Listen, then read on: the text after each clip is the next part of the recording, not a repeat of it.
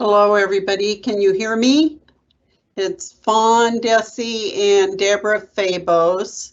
We're with Schizophrenia and Psychosis Action Alliance of Kern County, affiliated with the national organization as the only national organization that deals exclusively with helping people and their families who have schizophrenia and psychotic disorders. So you can go ahead and turn the slide. Um, our entire policy is directed towards improving and saving lives of people with these psychotic disorders, including schizophrenia. So we're committed to changing the treatment paradigm and accelerating scientific knowledge, promoting policies that improve and save lives, and particularly, I think, for us, ensuring that treatment is provided in a timely and effective manner for people who have these disorders and their loved ones, caregivers, family who need to have the resources made available and need to have the information that we are going to help provide. So towards that goal, one of the things that comes to mind is the MET team, or it's the evaluation team that goes out when there is a mental health crisis and does the evaluation for a 5150 hold or some other services that might be needed by a person who has a brain disorder. So towards that end, you can turn the next slide if you can. We're going to provide you with connecting information for Schizophrenia and Psychosis Action Alliance, our website, our local Facebook page, and where you can send donations if you like what you hear and what we're able to present to you. So one of the things that we thought would be important to everybody is to hear what our mobile evaluation team does, how to connect with them, and how to basically be able to present a position that hopefully will lead to some assistance for your loved one who may have a psychotic disorder or schizophrenia. So the person that we are interviewing today is Emily Lyles. She has been involved in the behavioral health system for 17 years as a licensed clinical social worker.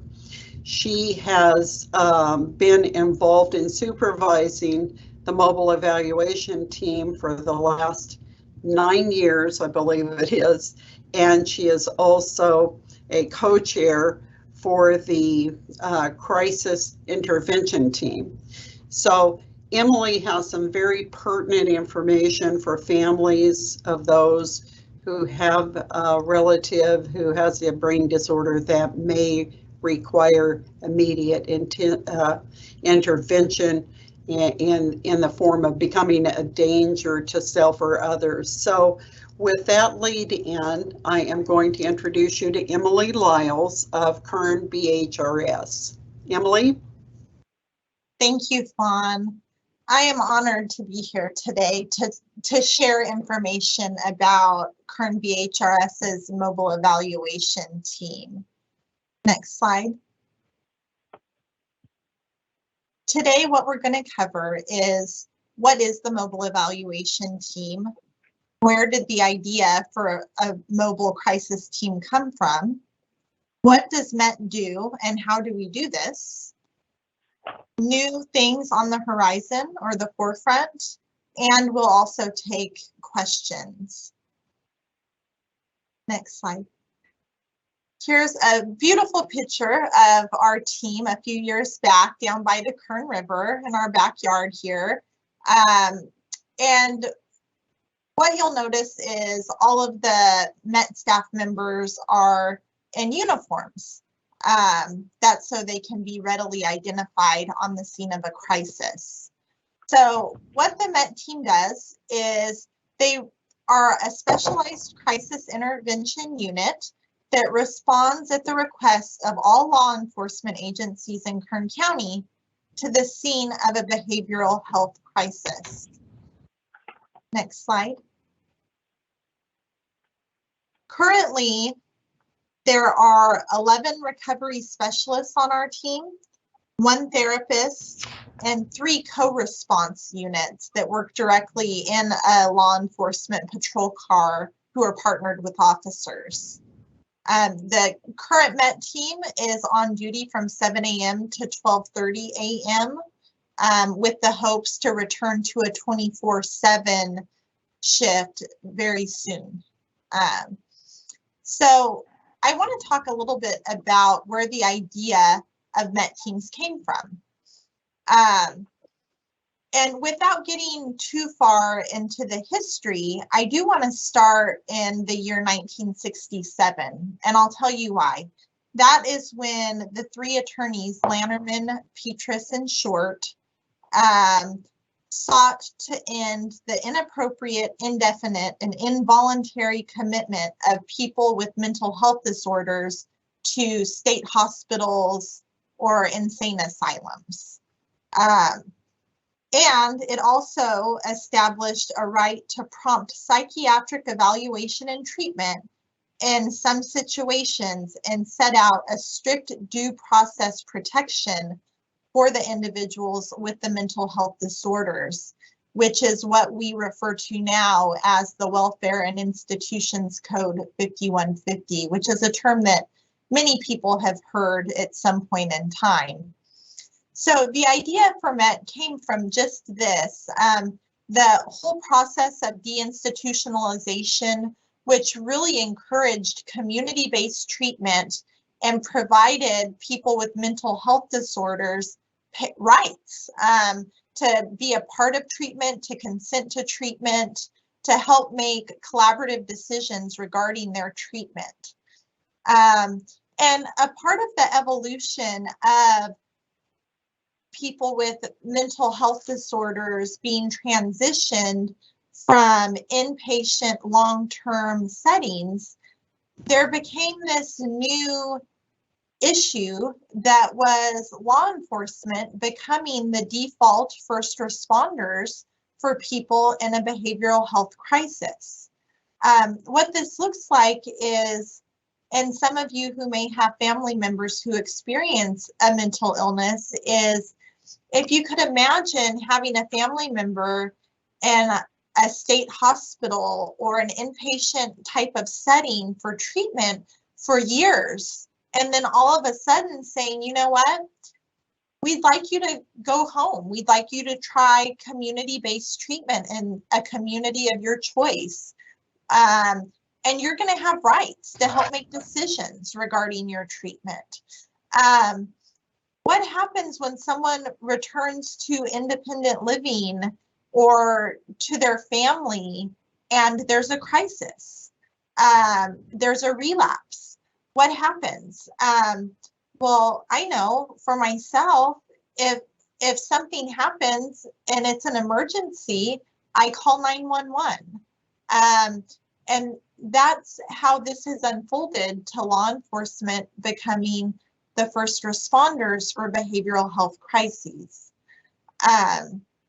Next slide. So what is MET's role in this now? The MET team responds to these behavioral health crises that law enforcement is also responding to.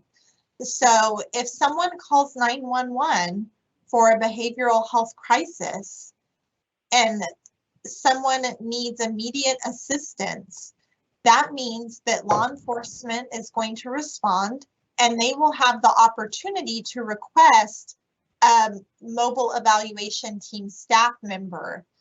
That staff member will go directly to the scene of the crisis and provide crisis intervention. And if necessary, if the individual is not willing to accept voluntary treatment, then that MET staff member can also provide the Welfare and Institutions Code 5150 evaluation to determine if this person is meeting criteria and if there is probable cause for an involuntary admission. Next slide. So how does MET know where to go and what to do? This is a good visual aid of just that.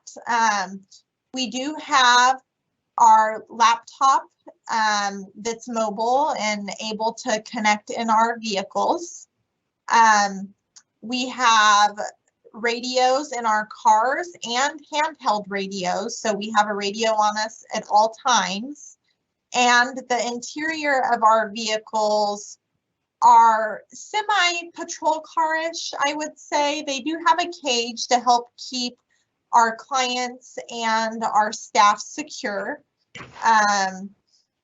And so how do we use this equipment? Well, when a MET staff comes into work for their shift, what they do is they log on with the radios. My MET staff are in constant communication with our city and county law enforcement agencies. And the radios is how they communicate and let them know when they're available to take a call, and also when they're busy, if they are safe or if they need additional assistance. And having the laptop readily available is also helpful because our MET staff are behavioral health staff, and we do have access to our clients' information. So we are able to access the emergency contact. We are able to access any special information that we need at the scene of a crisis. And maybe an example of that would be specific behavioral health interventions that help verbally de-escalate and bring the client back to a safe level of functioning. Next slide. This is actually a picture of our virtual MET program. It's an iPad with a Zoom software. One thing that we like to make sure of is that we are responding to these behavioral health crises in the most timely manner as possible. With the Senate Bill 82, it was referred to as the Investment in Mental Health Well Act of 2013, we were able to obtain grant funds for hardware and software. The purpose of the grant was to be able to expand timely access to crisis services across our vast area of over 8,162 square miles of Kern County. We started a pilot program in 2016 with the iPads and the Zoom software licenses. And what we found is that using this in partnership with the Sheriff's Office and other outlying area law enforcement agencies helped decrease our response time greatly. And it also assisted in allowing people to voluntarily accept treatment in their home communities. Next slide. Sometimes it helps to show some data and numbers when providing information about our team. And by this slide, you can tell our team is busy. In fiscal year 2021, we responded to over 4,100 calls for service. You can see just over 3,500 were adults, 676 were children. One thing that has stayed consistent for many years on our team is that the MET staff are able to effectively engage the adults and children that we work with to help them accept and engage in voluntary treatment. So what this looks like for adults is 34% of adults were placed on 5150s, but 66% of adults were able to remain in the community and get connected or re-engaged with outpatient treatment. With the children, 43% were placed on 5150s, and almost 60% were able to remain in the community. Next slide. And earlier when I was talking about the MET staff and how we respond to the location of the crisis, as you can imagine, some of these crisis situations result in individuals needing emergency medical evaluation and or treatment. So for fiscal year 2021, this is showing we had 86 virtual MET calls. This includes outlying areas and the school calls that we get.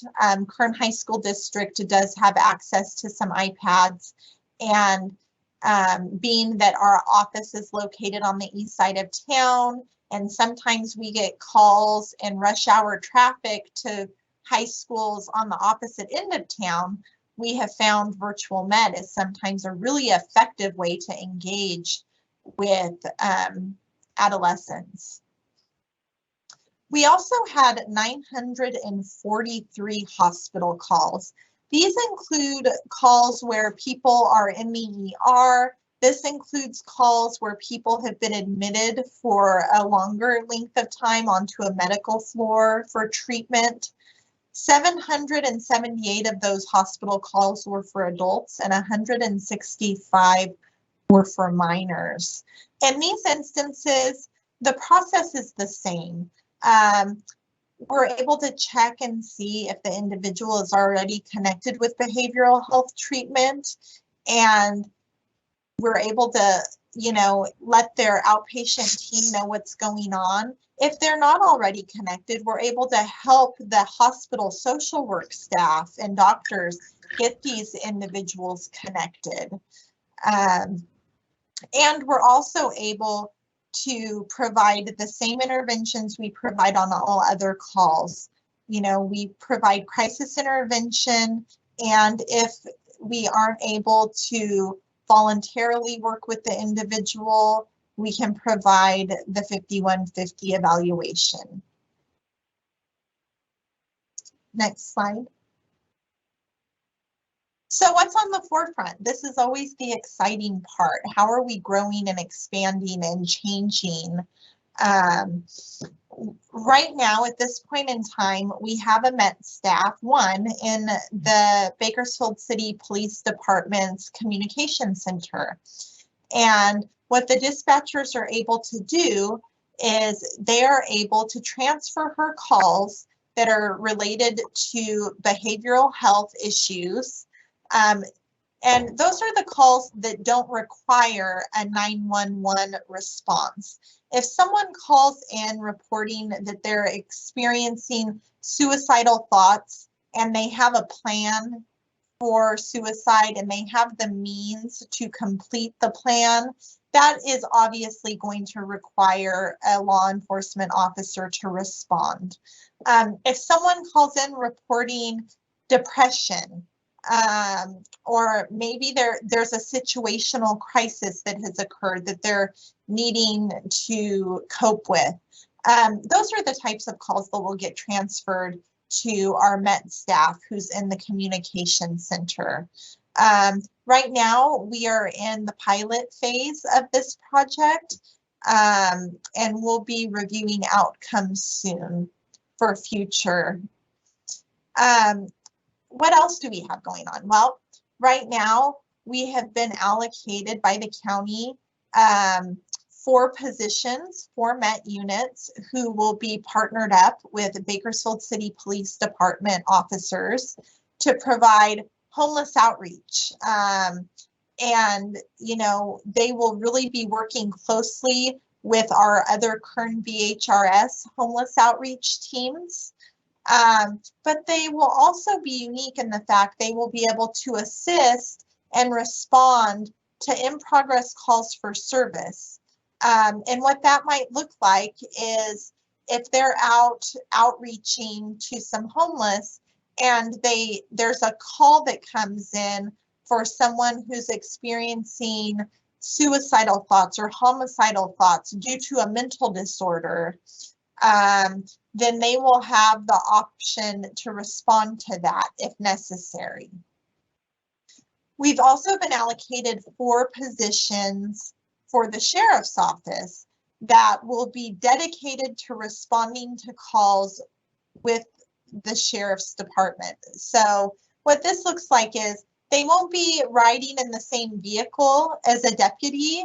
However, they will be responding to only calls in the county's jurisdiction. The last thing I want to talk about is that we also have one other thing on the forefront, which is we will be partnering one more MET staff with a deputy who will be working in the metro vicinity of Kern County responding to crisis calls. Next slide. So at this point in time, I'm going to open it up to questions. Wow, that is great, Emily. I'm getting some feedback here. This is Deborah Babos. You can't see me because I'm on the phone, but that's a lot of great information on the MET team here in Kern County. The questions that I do have are from Fawn, myself, and some questions that members from our Facebook page wrote in about. So I guess I'll just get started with them. So you mentioned the members of the MET team, and they just sound fabulous. Do you have like a minimum requirement for the members on the team? For instance, what level of education or any kind of minimum experience with working with individuals with psychosis? That's a great question, Deborah, and we do.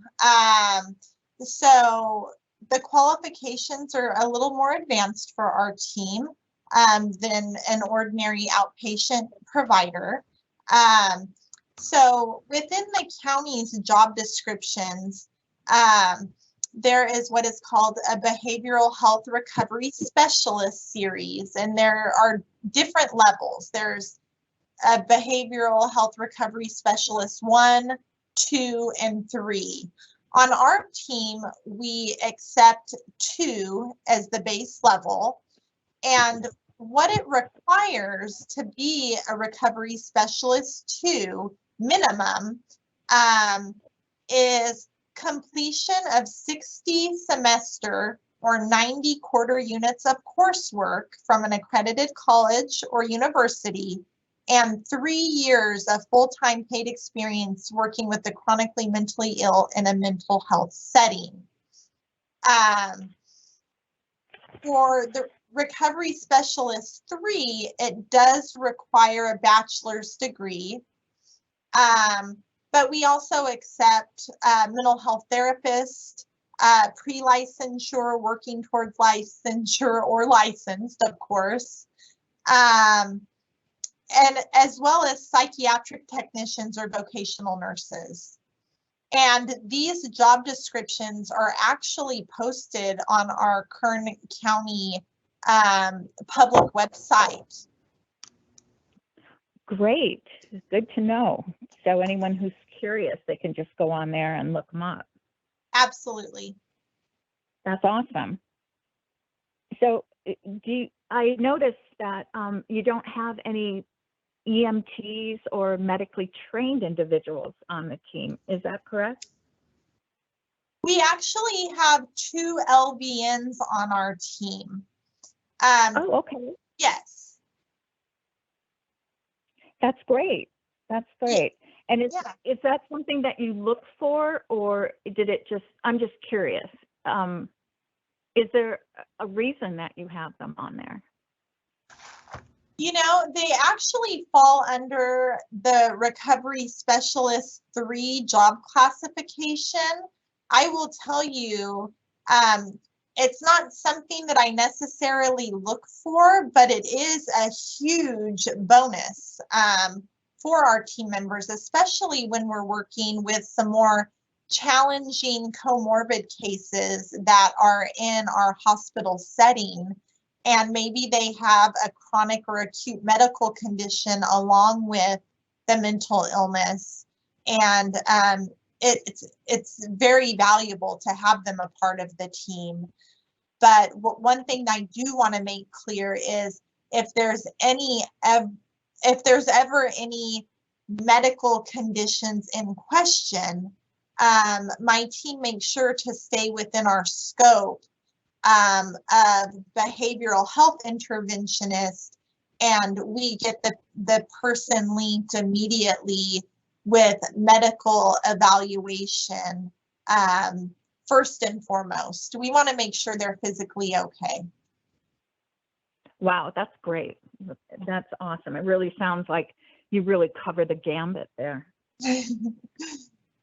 Now, what kind of training, someone asked, what kind of training does the MET team receive for risk assessment and management, de-escalation? You did mention that you do receive some training for that, but what kind of training do you get for that?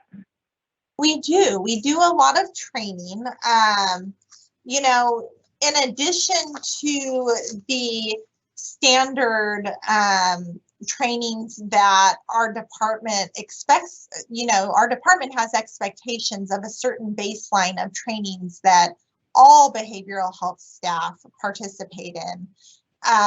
Some of the more specialized training that my staff have include the ASSIST model, which is evidence-based, and ASSIST stands for Applied Suicide Intervention Skills Training.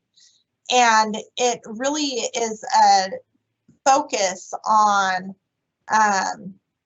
talking about the reasons for living, talking about the reasons for dying, you know, and helping those who are experiencing suicidal ideation with safety planning and linking them with follow-up treatment. My staff also have participated, our whole department is participating in the Zero Suicide Initiative, which, you know, just by the name alone, we want there to be zero suicide in Kern County. I think that's one thing we could all agree on. And a part of that is the implementation and use of the screening form. So it is my goal and my team's goal that we all use the screening form at every encounter that we have, if we're able to safely do so and it doesn't interfere with the intervention with the individuals we're responding to. So those are a couple of different types of training we take. We also have access to an online training database called Relias. I'm not sure if you're familiar with it, but it has a lot of different options for online trainings. And we also, in addition to these things, we also co-train and collaboratively train with our law enforcement partners in crisis negotiations and different techniques. Oh, cool. Now, would that, the crisis negotiations help you de-escalate a situation if someone is in acute psychosis, or if they have a combination with, you know, sometimes someone with autism can also have psychosis. Would that kind of training help you in those situations? Absolutely. Okay, great. Thank you so much. Just a few more. Thank you so much for your patience. These are really hard questions. They're in depth, and I appreciate your time answering them. Now, what is the criteria for 5150, and how do you go about assessing to see if they meet it or not? Right, that's a great question, and it's all encompassing of what our team is here for. So I appreciate that question. When I was talking earlier about the LPS Act, the Lantern and Petra Short, that was passed in '67, I just want to reiterate that what we want to do at all costs is try to work collaboratively with the individuals we're serving and their families to try to get them to accept voluntary treatment. And so with that being said,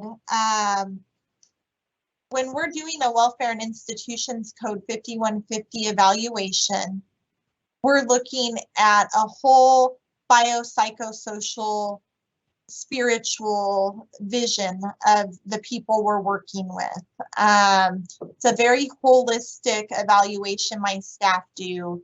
And when it comes down to it, we're looking that we can justify probable cause of detaining someone civilly against their will for further psychiatric evaluation due to a mental health disorder that's resulting in them being either a danger to themselves, a danger to others, or gravely disabled. The grave disability is what we're often asked about the most. And gravely disabled means that due to a mental health disorder, the individual is unable to care for their basic needs or able to accept third-party assistance to help with their basic needs. And those basic needs include food, clothing, and shelter.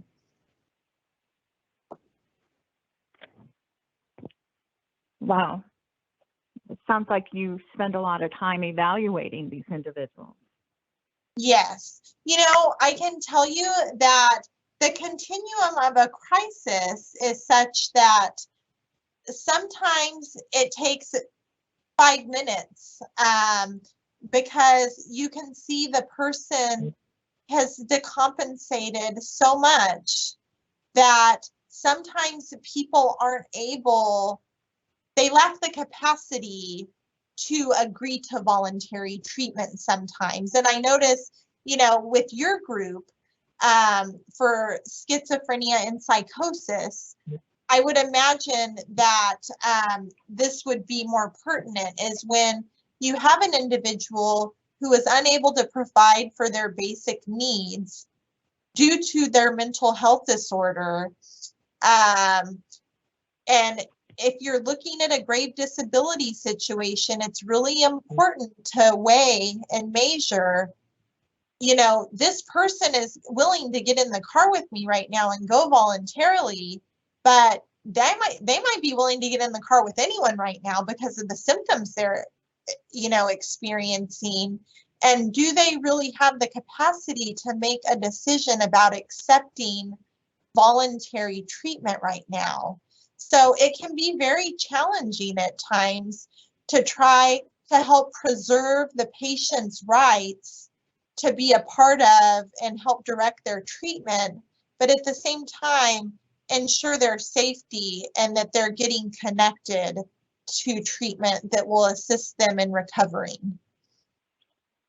Emily, that's very sweet of you, and I'm so glad you brought that up because Fawn and I, being part of Schizophrenia and Psychosis Action Alliance, it is about decision-making capacity, or therefore the lack of it. And it is a brain disorder, and we do see a lot of anosognosia, and that is lack of awareness or lack of capacity to make those decisions. So thank you for bringing that up, and we could do 10 shows on that alone. Yes. So I really appreciate you bringing that up, and I'd like to talk to you sometime in the future more about that. So what do you do if a person does qualify for 5150, but they don't want to go? Right. So what we try to do, one thing that I always like to talk about is time is on our side. When you're dealing with crisis intervention and behavioral health, what you notice, if you're able to effectively develop a rapport with someone and you're able to effectively engage someone over a period of time, there's going to be a natural decline in the escalation of the situation. And what we're going to see is people will slowly start returning to a baseline level of functioning. And, you know, I am speaking mostly in terms to someone who's experiencing a behavioral health disorder without having substances in their system, because sometimes that doesn't help over a short period of time. But what we do is we try to effectively engage them to come with us safely in our MET vehicles. One thing we want to do is take the stigma out of experiencing a behavioral health crisis, because let's just face it, getting into the back of a patrol car isn't how most people would like to be transported somewhere. And so if my MET staff are able to effectively work with that person to safely come with us in our car, we will write out the 5150 document that allows us to take them into custody civilly, to take them to a designated facility for further evaluation. And if we aren't able to, that's when we have to coordinate and collaborate with our law enforcement partners to help us take them into custody and transport them to our designated facility. That can be very challenging. There are times where we aren't able to take people who should be on a 5150. And these are few and far between. It doesn't happen often, but if someone is inside their home by themselves and they refuse to open the door, there's nothing we can do. On the behavioral health side, we can continue to attempt engagements and we can continue to follow up. But it's not, you can't just break the door down and go in and drag someone out of their home and risk harming them when we were initially there to try to help them. So I hope that makes sense. That's great. That's very, very detailed analysis of what you can and cannot do and why. I appreciate that. So if a person is with a family, what can the family members do to help? Is there any information that they can share with you? I mean, anything that they can do behaviorally to help you out? Absolutely. So it's always, first and foremost, if this is a behavioral health crisis in which a family member is calling 911 to request a check the welfare or any type of response from law enforcement because of a behavioral health crisis, you have to be factual. You have to give real-time reports of what's happening right now. It's also important to give any pertinent history, you know, especially any recent history. Is your family member taking medications? What they are? Does your family member have a history of having weapons of any type? A knife, a firearm, razor blades, anything that could cause harm to themselves or others. Are they receiving treatment anywhere? If so, being able to have those phone numbers on hand for the treatment provider.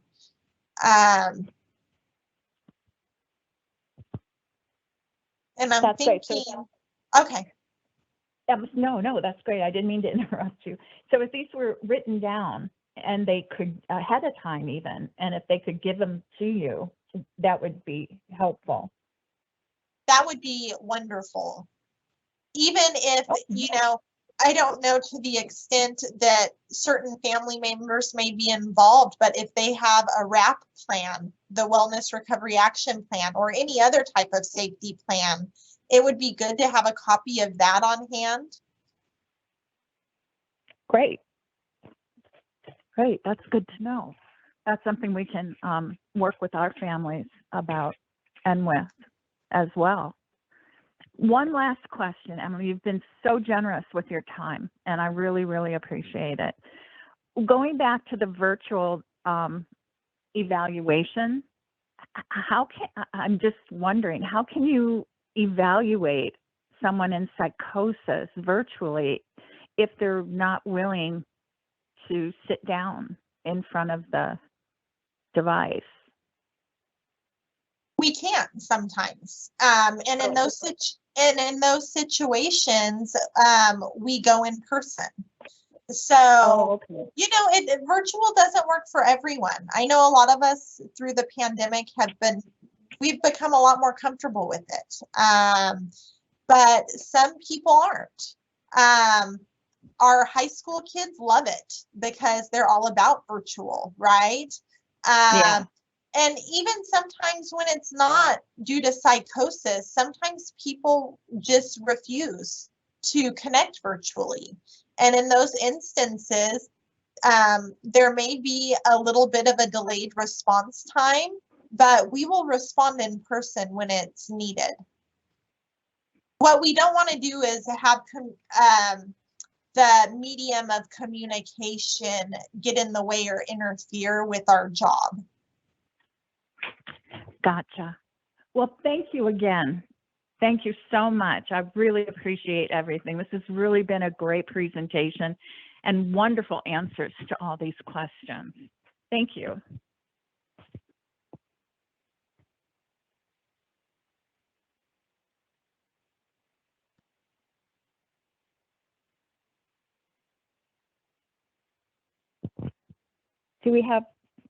Am I supposed to close out? Hello? I'm wondering if I'm supposed to go now.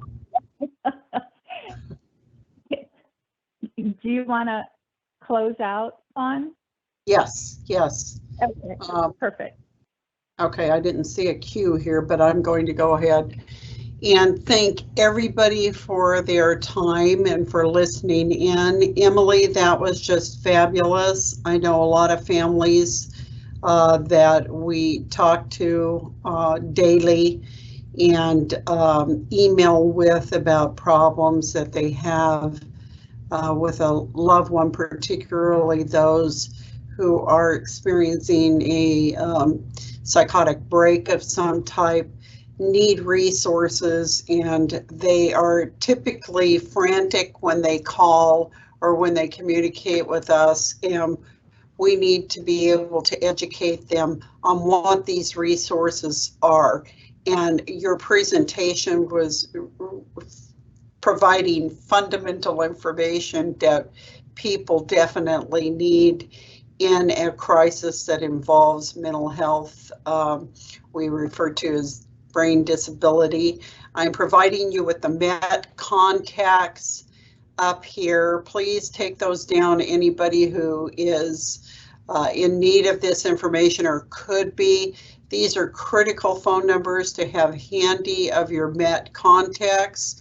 And believe me, I will be taking it down and providing the information also to many people who do need this information. And again, we want to let you know this is a presentation through Schizophrenia and Psychosis, Psychotic Disorders Alliance, Action Alliance of Kern County. And we will be providing additional information to families and those who can benefit from information on these disorders and how to get effective, timely treatment for our loved ones. The crisis hotline for Kern BHRS is being posted. Substance use access line, suicide prevention hotline, non-crisis adult services. These are all information and phone numbers that you can obtain through the Kern BHRS website as well. So it's readily available information to you, and those of us from Schizophrenia and Psychosis Action Alliance know the benefits of being insistent on getting treatment, getting answers, getting assistance as we can for our loved ones. Our connection information is on the screen right now for a Schizophrenia and Psychosis Action Alliance, our website, Facebook page, and any donations can be sent to this 501c3 nonprofit organization at the website that's posted. We appreciate your time and listening to this. We appreciate the time of Emily Lyles, who presented at this interview, and give us a call or connect with us on the website if you have any additional questions or if we might be able to assist in any way. Thank you all very much for your time.